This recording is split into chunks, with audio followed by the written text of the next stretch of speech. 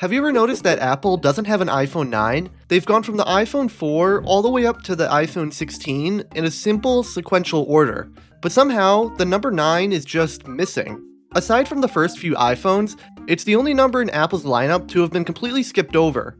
So what happened to it? Was it a branding decision, a mistake, or something more deliberate?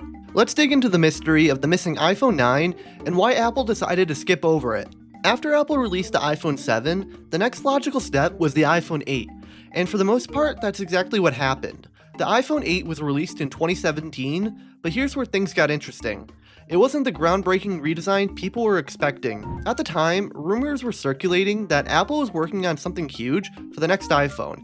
A total redesign, new features, and a phone that would feel truly next gen. But when the iPhone 8 dropped, it looked kinda just like the iPhone 7. Same overall design, the same home button, just a little bit shinier with that new glass back for wireless charging. And then Apple did something that some didn't see coming. They unveiled the iPhone 10 just moments later at the same event as the iPhone 8. This was the phone that everyone was waiting for. It ditched the home button in favor of Face ID and had an edge-to-edge OLED display. It was a massive leap forward, and Apple wanted to make sure that everyone knew it. The X in the iPhone 10 name wasn't just a random choice. It was meant to represent the 10th anniversary of iPhone, a huge milestone in Apple's history. And calling it the iPhone 10 gave the redesign a sense of significance and celebration. But here's the thing, if Apple named the phone the iPhone 9, it just wouldn't have hit the same way. The number 9 doesn't exactly scream revolutionary, and Apple clearly wanted to make a bold statement with their anniversary release. By skipping straight to the 10, they made it crystal clear that this wasn't just another year for the iPhone. So it seems like the number 9 got left behind, all in the name of making the iPhone 10 feel special. And honestly, it did work. The iPhone 10 felt like a turning point for Apple, and most people barely noticed that the 9 was skipped altogether. But this isn't where the story ends. If the iPhone 10 was all about celebrating the 10th anniversary and making a bold statement, then why didn't Apple ever circle back to fill in the gap? After all, it's not like skipping a number was some irreversible decision. There were definitely a few chances where Apple could have easily slipped in an iPhone 9 and made it work. Let's start with one possible candidate, the iPhone XR. Released a year after the iPhone 10, this was Apple's more affordable option, with a colorful lineup and a slightly less premium build. If there was ever a time for Apple to name a phone the iPhone 9, this was it. It fit nicely as a middle ground between the iPhone 8 and 10, and it could have been marketed as the missing step in the transition to Apple's new design era. But if we're being honest, the iPhone 10 still felt like it belonged to a newer generation of Apple's lineup. It had Face ID, no home button, and the design itself aligned more with the iPhone 10 than the 8. So maybe that's why Apple didn't slap a 9 on it. They probably felt it just wasn't the right fit. Now here's where things get a little more interesting. The second generation iPhone SE. Released in 2020, this phone had the same exact design as the iPhone 8, a home button, bezels, and pretty much the whole package. It was essentially a continuation of the pre-10 iPhones, which is why a lot of people started unofficially calling it the iPhone 9. And honestly, the nickname makes sense. The second gen SE felt like a natural bridge between the old and new, and it could have easily been branded as the iPhone 9 without confusing anyone.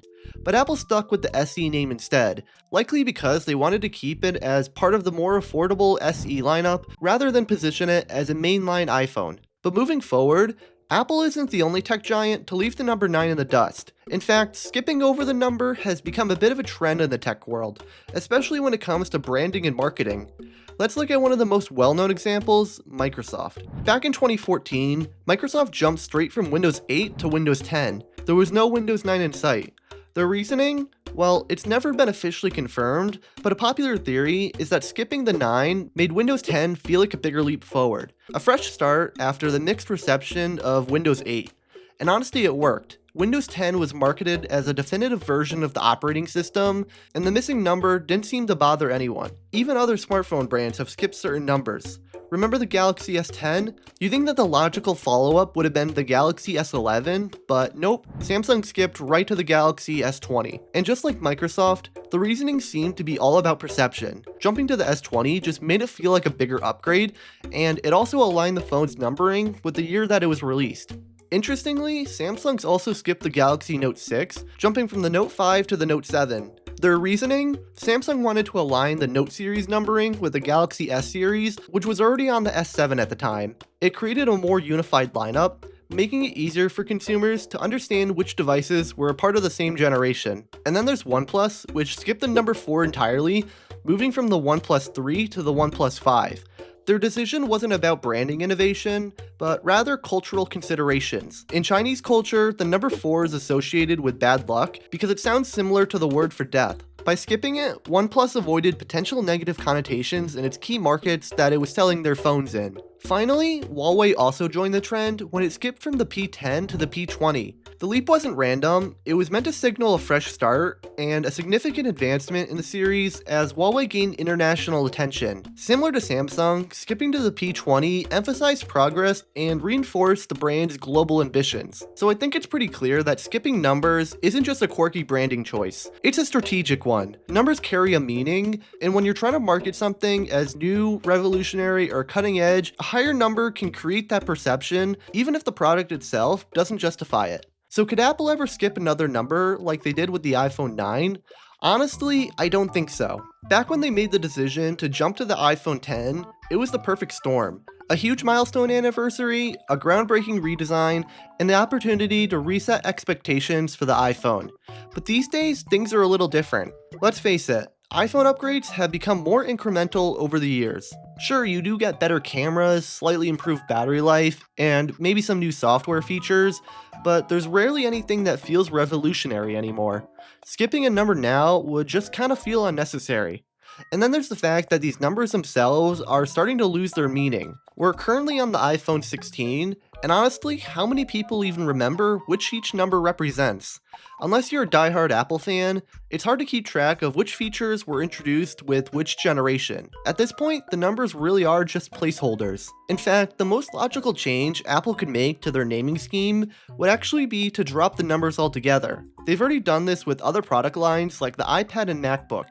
You don't see an iPad 11 or MacBook 15, they just go by the year or model type. And it wouldn't be surprising if Apple eventually did the same to the iPhone. But if they decide to shake things up again, skipping another number seems pretty unlikely. The iPhone 10 was a unique moment in Apple's history that justified breaking the rules. Without a similar milestone or major redesign on the horizon, it's hard to imagine Apple pulling the same move twice. So what have we learned about the iPhone 9? Well, it wasn't skipped by accident. Apple made a deliberate choice to leave it out, and honestly, it made sense at the time. The iPhone 10 was meant to be a game changer, a celebration of the iPhone's 10th anniversary, and a beginning of a new design era. The number 9 just didn't fit into that narrative. But the iPhone 9 still lingers as a what if for a lot of people. Could the iPhone XR or the 2nd gen SE have gone by that name?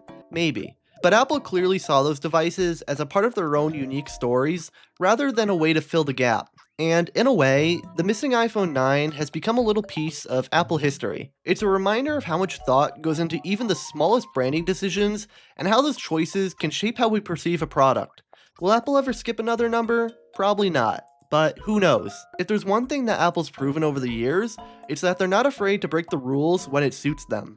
Anyways, I'd love to hear your thoughts on this. Do you think Apple made the right call by skipping the 9? Or do you think they should have gone back and filled in the gap at some point? Feel free to let me know in the comments. I'm really curious to see what you think, and thanks for watching.